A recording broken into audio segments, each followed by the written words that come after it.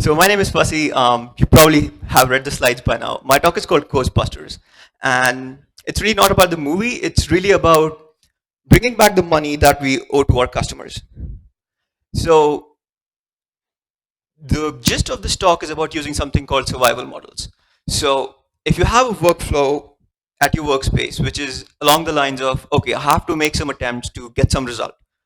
That's where survival models will help you, because what survival models will tell you is who you should focus your attempts on and how long you should focus your attempts on someone before you say, okay, I need to move on to the next person now.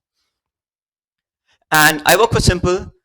This is India's top pay later platform, and the way we work is the following. So let's say on a fine afternoon, you're ordering your lunch from Zomato or pick your favorite.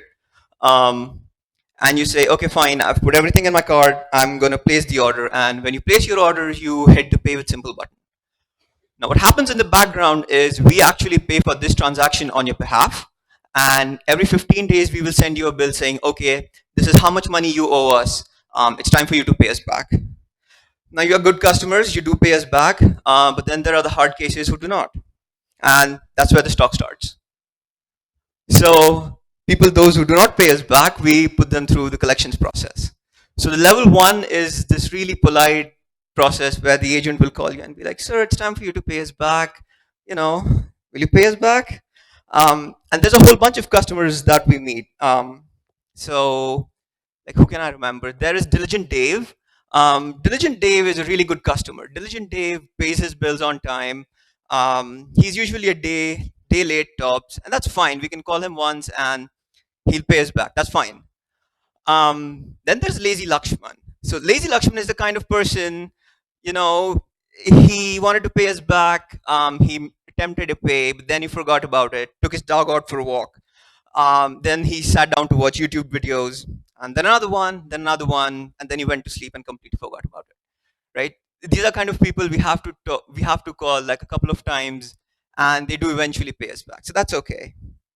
Then there's Broke Babu. So Broke Babu is a kind of person who's like, yeah, I'm really bad at my finances. My paycheck ran out. I'll pay you when the next month starts.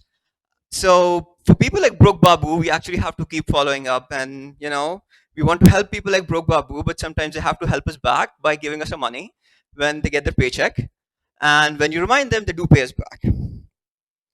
Um, okay. And then there's Free Lunch Freddy. Now, Free Lunch Freddy is that college friend of yours who wants free lunch and free beer at your expense. Then he's going to completely forget about it, right? So these are the people who, like, they get the call. It's like, well, sir, it's time to pay us back, and well, boop, he hangs up the phone, and we never hear from him again, right? So Free Lunch Freddy is a ghost. Okay, people like Free Lunch Freddy, we want to move them from level 1 to level 2. Now, level 2 is not that polite. We have more specialized agents who use proprietary data sources, and they'll try to hunt you down, and they will serve your demand notice. So now here's the catch. Should Broke Babu be moved from level 1 to level 2? Probably not, okay, because that's a degraded user experience. But then if you let a whole bunch of Free Lunch Freddies into your system, well, you're losing money. So if you look at your schedules, Chris is speaking today, a little later in the day.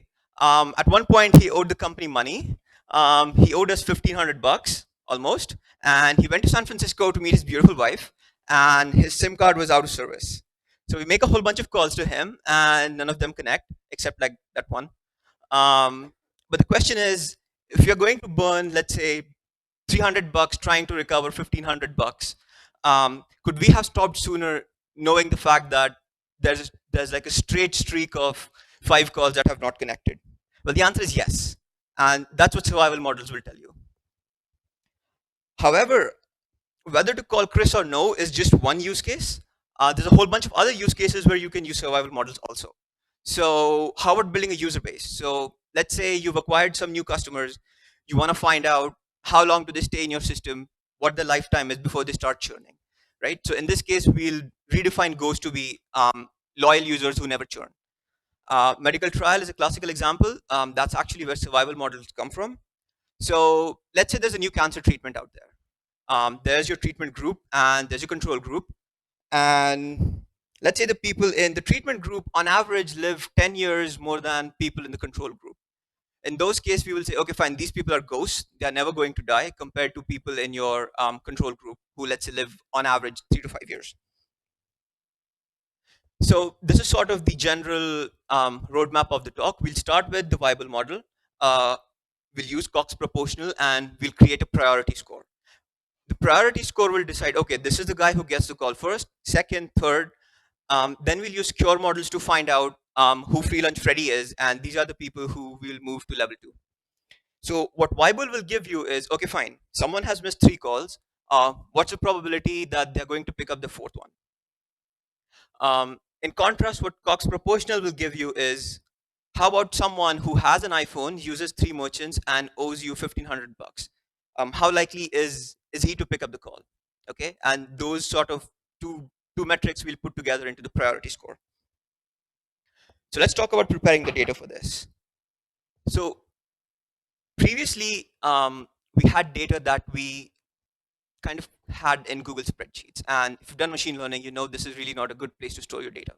So after every call, the agents would be like, okay, fine, I called this number, and maybe the phone did not ring. The phone, like, I don't know, they hung up in 3 minutes. This is kind of bad because you have a whole bunch of human errors. Was it actually 3 minutes? Was it 4 minutes? What was it? Not to mention typos. So now we've moved to everything that is completely automated. We have this cloud calling service that our agents use. And every time a call is made, we get a webhook that says, okay, fine, this agent made this call at this time to this person that lasted this long. And here you have it. So what we do is we put it into Kafka and eventually we put it into an SQL table. And this SQL table is where we actually get our data from. And this is good for us. Our agents are a lot more productive. They can make more calls. And for us as machine learning practitioners, this is good because you have correct data. But the caveat to this is we have data which is really unlike what you feed into an sklearn pipeline. So here's an example of the iris data set. So you have one sample which will correspond to one label. Second sample corresponds to another label, right? That's not the case for us. In our case, people can be like, okay, fine, I'm gonna delay the payment for a while. I'm gonna get a few calls. I'm gonna repay you. I'm gonna come back, and then they'll repeat that behavior again, right? So you can have a whole bunch of calls for a single person, and then they'll repeat that behavior, right? So we'll call everything an episode, right? So that's the data from the table itself. We've made five, 6 calls to this person. A whole bunch of them have not connected. The final one, they did answer. And so those 5 rows sort of condense into a single episode, right? And that's the data that we will feed into our models. Okay, so let's talk about the theory behind this. I can assure you that the mathematics, it just looks scary. It's not. So think of it this way. Let's say a baby's born. The nurse looks at the baby and asks the doctor a question. Well, doctor, what's the probability that this baby dies at age 75? Well, that is f of t. Well, okay, you have some number. Then she looks at the baby again and says, well, doctor, what's the probability that the baby lives past 75 and then dies? Yeah, that's s of t. Okay, that's your survival function. Then what we are interested in is hazard. Now, hazard is, or hazard rate actually, is the instantaneous rate of death. Is that what's the probability that you will pick up the call? Now, there are instances where, especially in Japan, where when you pick up your call, you do die. And I can assure you, we just want you to pick up the call. Here are reminders and pay us back. We are not that murderous. So here's what we did. So the raw data that we had, we actually got the raw data from our tables and we said, okay, fine, let's see what happens when you have someone who's missed 3 calls. Let's take everyone who has missed 3 calls and let's look at their connect rate, right? And as you can see, and sort of makes intuitive sense because as you keep missing more calls, the probability of people picking up the next call goes down, right? If you've missed 10 calls, what's the probability you're going to pick up your 11th call? You don't know, you're being shady probably. But there's a problem with this. The data is heavily censored. Now, what censoring is the following. Let's say the agent makes 3 calls to you. You don't pick up any of them, and the agent stops following up. What do I know about the fourth call? I actually know nothing, right? So this is censored from me. It's hidden. It's something into the future, and that causes bias. This entire curve is sort of shifted to the left, right? So we have two users. User one has three missed calls. User two also has three missed calls. The difference being user one did pick up the fourth call, whereas user two has not. So what happens is that this little user one, user two sample actually, which is in the bucket of people who have missed three calls, could have been anywhere down the line, right? So you have a whole bunch of people who are in some bucket which they do not belong to because their data was censored, right? So user two is in the third bucket. That's what we know from the data that we have. But he could have been anywhere, and that is censored from us. It's quite possible that this could have happened, and he would have been in the bucket with five missed calls. So now you can see what censoring does, because you can kind of get the intuition how the curve would have shifted have had we known what the proper bucket was. So that gives us our constraints. What's a kind of model that we need when dealing with a problem like this? So we need something that fits reasonably well, goes without saying. Um, it has to handle censored data. It has to be differentiable at all values of t, because h of t has s of t as a denominator, and if that's undefined at some point, h of t becomes undefined, and we cannot have that. And we want this to be as interpretable as possible. Reason being, the outputs of this model are going to be handed over to the collections team, and these are the people who are making the calls. So the more they understand, the better. So that brings us to the first part, the viable model. So that's the one that we went with. So that's the PDF. I'm not going to read this out, but the important term to note here um, are the parameters. Importantly, rho, which is shape, and viable can either go down, the curve can go down, or it can go up. And the good thing with this is the parameters actually do tell us something about the customers. So these are what the hazard curves look like for different rho values. So if you have rho which is greater than 1, that means increasing hazard, right? More the number of missed calls, the more likely you are to connect. Okay, does not happen, and that's the blue curve, and that goes up. Had that been the case, the way we would start calling people is more attempts first. So if you've made 4 attempts, you continue persisting on that person because he's more likely to pick up now. Whereas if you have rho equals 1, you get the flat line, which you have customers who are indifferent. It doesn't matter who you call whoever in whatever order, it's completely fine. Whereas for rho less than 1, which is what we have, you get the green curve. What the green curve shows is what we do know intuitively: more missed calls equals you're less likely to pick up the next call. So in a situation like this, what we would do is we would call the person with the least number of attempts first. And when we fit this against the data that we have, we get this fit, right? So the orange curve is the one that we've seen a couple of slides prior. That's the censored data. And because Bible handles sensing really well, that's the curve that we get. And as you can see, it's sort of shifted to the right because it's getting censoring factored in. So was Bible our only choice? Actually, no. We actually started with a really simple model called Kaplan-Meier. This was developed by Kaplan and Meyer a long time ago, and this was developed for the calculator era. So you can actually take, like, if you sit down to do the survival of your customers, you can actually take the calculator and punch numbers in, and you can actually walk your way through that curve itself. But there's problems with it. The first thing is it's less interpretable. If you compare the smooth Weibull curve to the jaggedy Kaplan-Meier, I think Weibull is a lot more interpretable. The second thing is it's non-parametric. Because it's non-parametric, it requires a whole lot more data than Weibull, which is parametric. And the other good thing about Weibull being parametric is that you can extrapolate data, right? So let me just go back one slide. So had we gone with Kaplan-Meier, the curve itself would have terminated at, let's say, 2022 calls. Whereas with Weibull, you can see that it goes all the way down, and we can actually extrapolate what would happen if the person misses 50 calls. The other thing is the flat lines that you have in Kaplan-Meier. So at that point, the derivative becomes zero. Therefore, the h of t becomes undefined, right? We can't have that. We do need that function.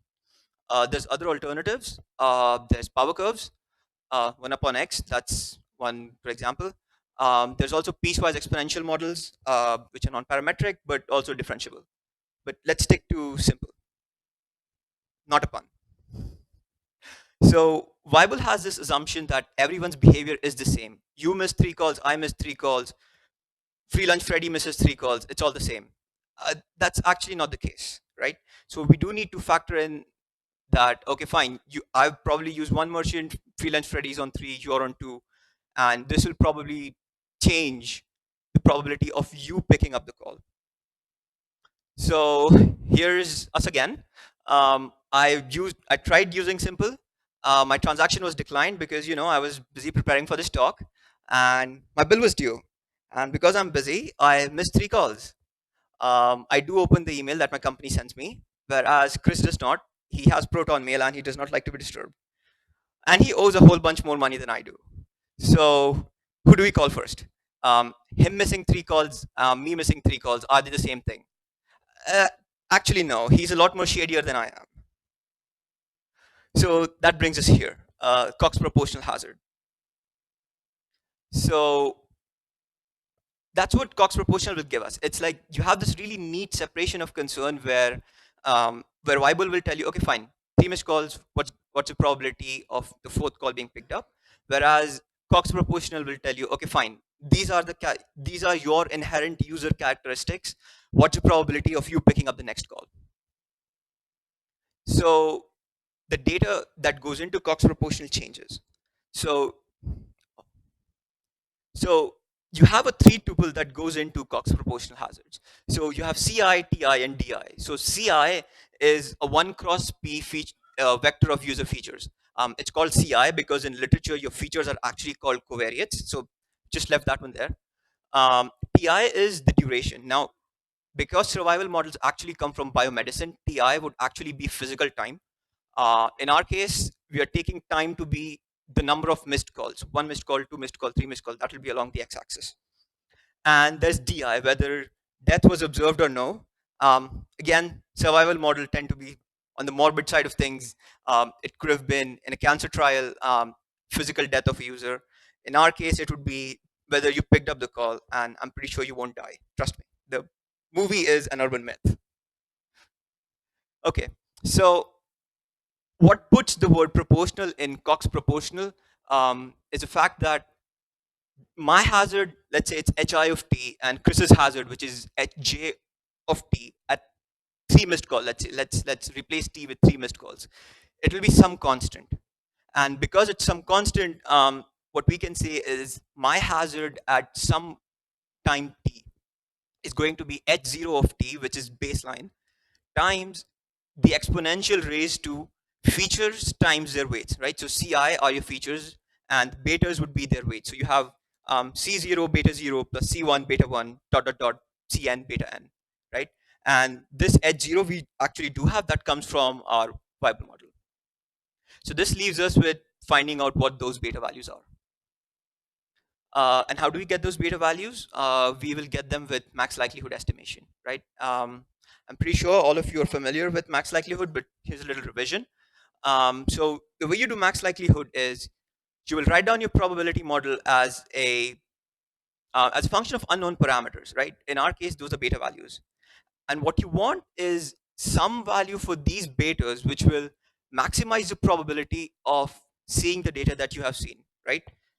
Maybe you want 0 0.2, 0 0.3, 0 0.4, and these are the beta values which will have the highest probability of seeing the data which you have actually seen, right? Your data set. And this optimization you can do with, I don't know, gradient descent, expectation maximization, Newton-Raphson, pick your favorite. So for a single person, this is how you construct the likelihood, right? So let's say this is my, you're constructing my likelihood. So it'll be the exponential of my features times the beta values divided by the sum of everyone's beta values times their features, right? That's your likelihood for a single person. So the likelihood for the entire data set would be you just take all of these values and you create a product term and you just multiply them together. So we don't really optimize this by hand or by using SciPy optimize. We use this Python library called Lifelines. So Lifelines is this really neat library which is completely geared towards survival analysis. So we just plug the data into it and let it do its thing. I actually forgot to tell you about the features. These are actually not the features that we use, obviously for security reasons. Um, so what comes out of Cox proportional model is actually this really interpretable result. So amount has a beta coefficient of negative 1.39. So what this means is as the amount goes up, the probability that you will pick up goes down. And this actually makes intuitive sense. I mean, Chris owes more money, he's less likely to pick up versus I owe half the amount. I actually did pay my bill. So merchant scene. The more merchants you use, it has a positive coefficient. The more merchants you use, you're more likely to pick up because you understand how awesome Simpl is and you want to continue using us. Now, spending trend has no bearing. It has a really high p-value, so you can actually ignore this feature itself. So let's put the pieces together. We have Viable, which tells you 3 missed calls, what happens to the fourth. Cox proportional tells you, okay, fine, your user features, what's the probability you pick up? And we can just multiply the two together and get the priority score out. So this is sort of the general recipe that we use in production, right? So every day we have an airflow job, um, which which picks up all the users to whom we have made calls, right? So from this data, we know, okay, fine, user one has missed 3 calls, 4 calls, whatever. Um, and then we actually calculate the hazard for the next call. So if you have missed 4 calls, we calculate the hazard for the fifth call. What's the probability that you pick up your fifth? We do filter out the ghosts. That is sort of something that I'll explain a little later in the talk. Uh, now that the hazard is out, you know who is the person who's more likely to pick up. So what you can do is you can actually rank order everyone who you're yet to call and push this into the calling system. And then people who have the highest hazards are the people who will get the calls first from the collections agent. Right, so these are two users, completely hypothetical, and these are their hazard curves. So as you can see, the person with the blue curve has a generally higher hazard compared to the person in orange. So what happens is when the agents start calling, the person in blue will probably get a whole bunch more call attempts first before we even start calling the person in orange. So we would probably make, let's say, 5 calls to the user in blue and then decide, okay, fine, at this time we have to stop and then let's start calling, let's start calling the user in orange. And this is the calibration curve we have for our Cox proportional model. So that's so the calibration curve is on the right. It's not perfectly calibrated. It's reasonably well calibrated. It's directionally correct in the sense that it does it does agree with our assumption that more missed calls equals less likely to pick up, and that you can see from the graph on the left. So we have a whole bunch of calls on the left that you can see that from the bar chart. um, and as you can see, as the hazard goes up, the call connect rate also goes up. But beyond a certain point, it just becomes noise, right? So on the left, what you have is Cox proportional hazard working reasonably well. But on as you go towards the higher hazard side, it becomes like really squiggly lines, and yeah, I mean, it's just noise. So we have to smooth this out. And the way we smooth this out is we actually fit an isotonic model on the blue line itself. So after a certain threshold, the probability of you connecting actually becomes 1, right? You have a reasonably high hazard. Okay, fine. We don't want specific numbers. We know that you're going to pick up your call. And these are the results of a simulation, right? So if we were to call people by random, um, this is the result. This is the connectivity we would get. Whereas if we were to call people by score, that's the hazard scores. This is the connectivity that we would get. Now, the y-axis has been taken out. That's because this is competitive information. And my co-founders here, I really do not want to disclose all of that information, etc.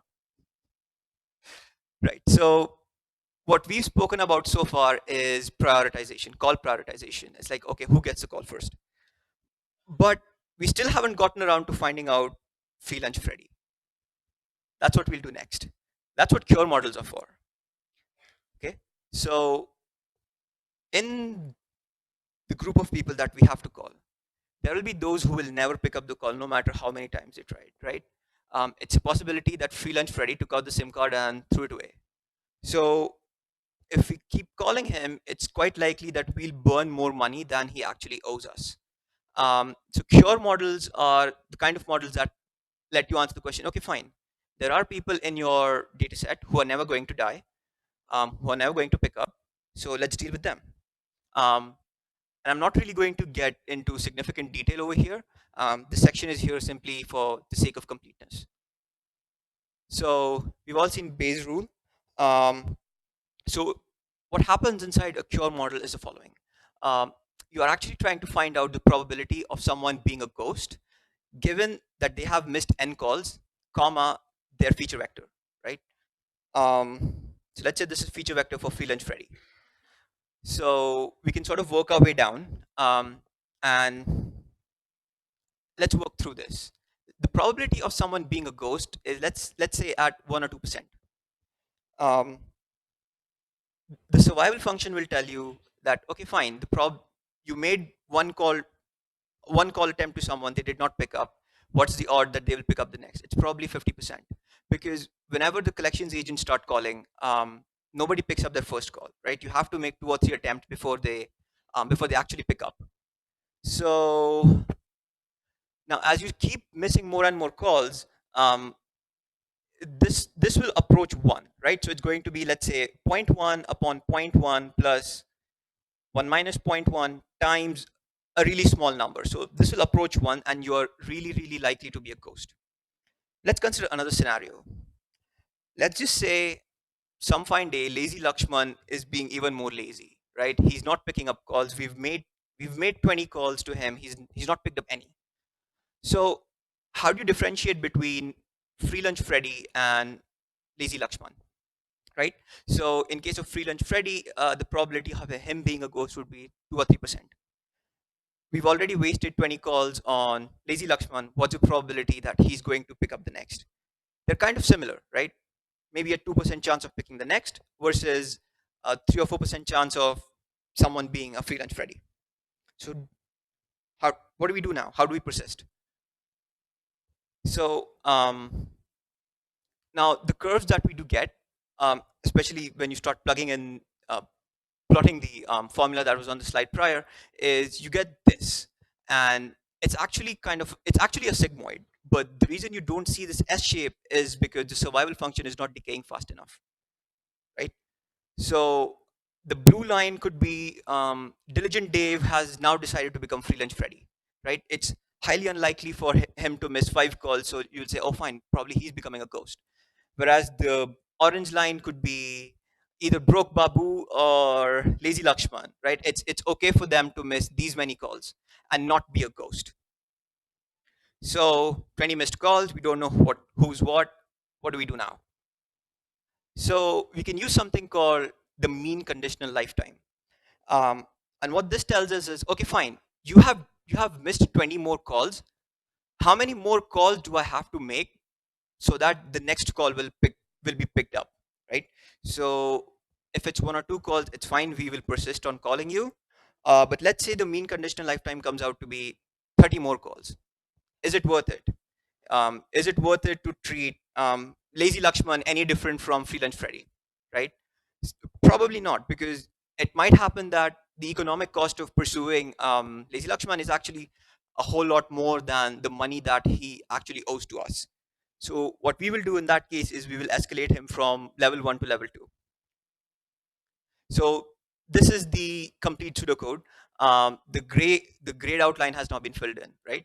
Especially point C is where the magic happens. So if the probability of someone being a ghost is above a certain threshold, we'll move them from level 1 to level 2, right? Or if they're below the threshold and the economic cost of us pursuing them is actually really high, we'll say that, okay, fine, it's no good for us to be polite to them. It's good for us to move them from level 1 to level 2, and the rest is the same, right? So let's see how we put this into production. uh, Previously we had spreadsheets where everything was stored. um, how many calls to make before we move someone from level 1 to level 2, that was decided by the manager of the ops team based on his experience, right? So if you felt like, okay, fine, 4 calls, or let's say maybe 5 calls, and that 5 was a setting that applied globally to everyone, right? We know that's not the case.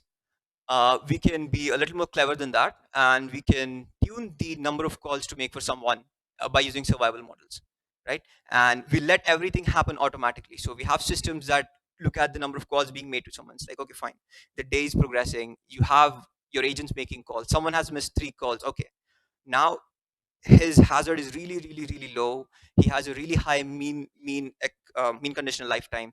Let's just move down from level 1 to level 2. That happens automatically, so that's good for us. It's more productivity for us. And when I was proposing this talk, one of the reviews that I got was, okay, fine, for the engineering people, you should have this really elaborate diagram that explains how everything is done. So here it is. We have an SQL database. We store our data there in tables. We have a Python script in Airflow which does the model training, and then we push the results to the calling team. That's our grand architecture. So yeah, if you're looking into putting survival models into production, here's my 2 cents. Understand that every model that you pickle and store, be it survival model, be it isotonic regression, what have you, it is sort of this crystallization of assumptions, right? That's predicated on what data it was trained on, what was the quality of the data, the volume of the data, and when it was trained.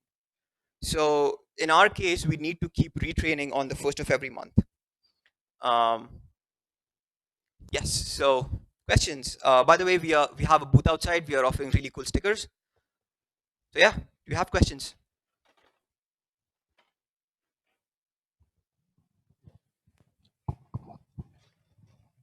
Hey, hi. Hey. Abhi.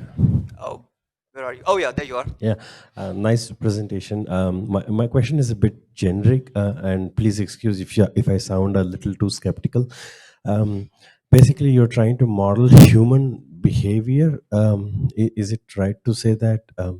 And my sense is that when you do that, there is always an element of uncertainty which our models cannot capture.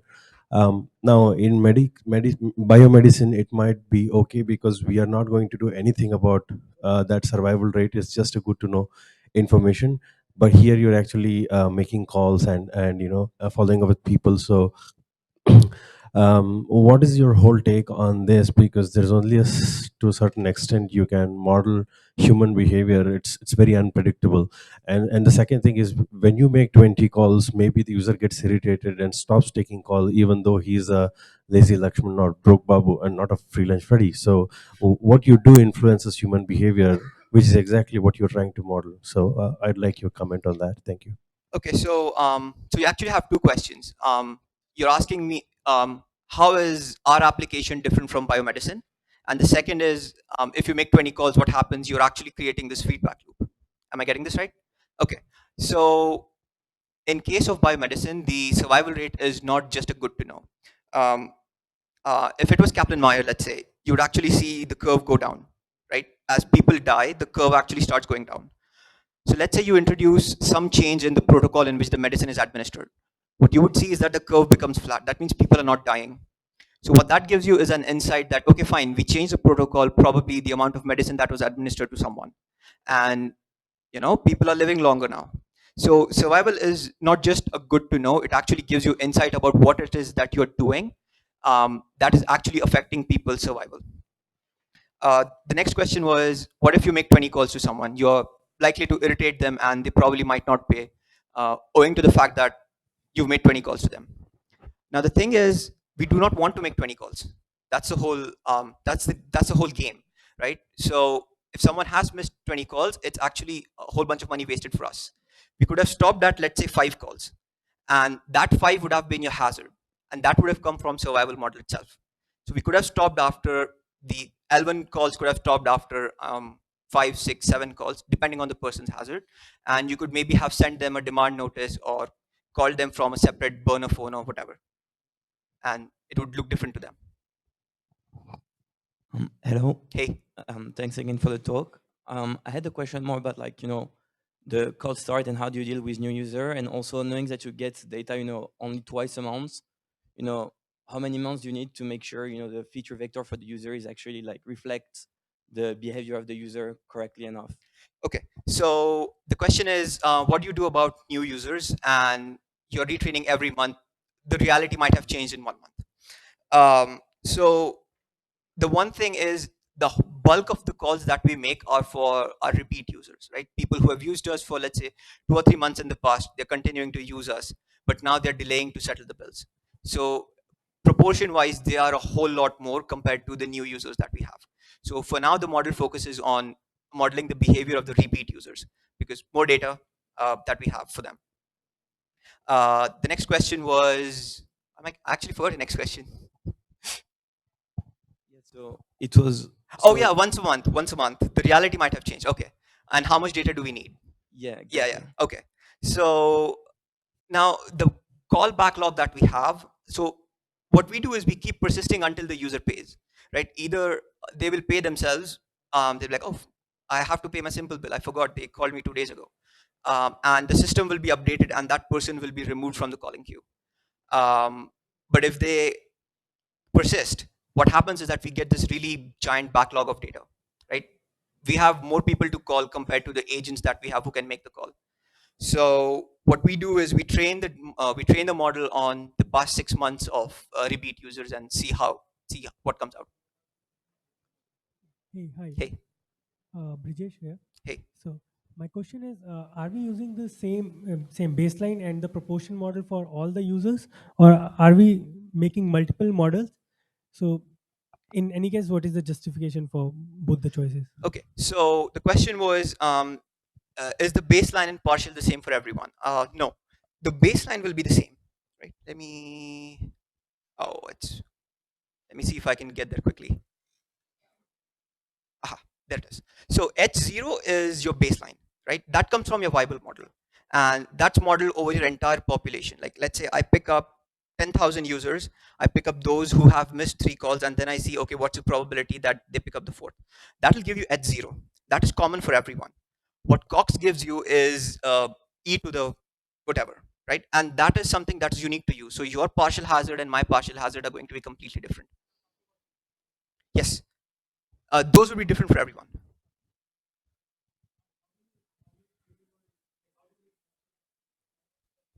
So question is, how do we make clusters? Um, you don't have to make clusters. Why would you make clusters? Okay, could we move on? Could we continue that discussion and take any more questions if there are? Are there any more questions on that side? Hi, thanks Yeah, for the talk. this side. Can you hear me? Sure, Yeah. I had two questions. sure. One around, do you see any time of day effects in terms of when you call at particular times? Do you see a higher rate of pickups? Um, And I'll just get to the second one as well. And okay. yeah, Yes, time of day effects. Oh my god, I hope I'm not revealing too much here. Yes, time of day does affect the probability of someone picking up the call. So if you have someone who's an office goer and if you call them during their office time, they're less likely to pick up versus, let's say, you call them either really early in the morning or really later in the day when the office is over and let's say they're home, right? So those are the kind of things you actually can factor into Cox proportional model. You can say, okay, fine. We know that this person is he uses our app. Oh, you can sense my hesitation, can't you? Okay, so let's say we can find out from the app that, okay, fine, the time that he's active is a little later in the day. We can factor that in and see how that affects. What was the second question? yeah. My second question is, what other, apart from calling, you have other avenues like emails and messages. Yes. How do you use that in conjunction with calling, and does that factor into the model? Yes, I think I briefly did mention that, but I probably didn't stress it enough. So we do factor in whether you receive the emails or no, and how many of them do you open. Any more questions?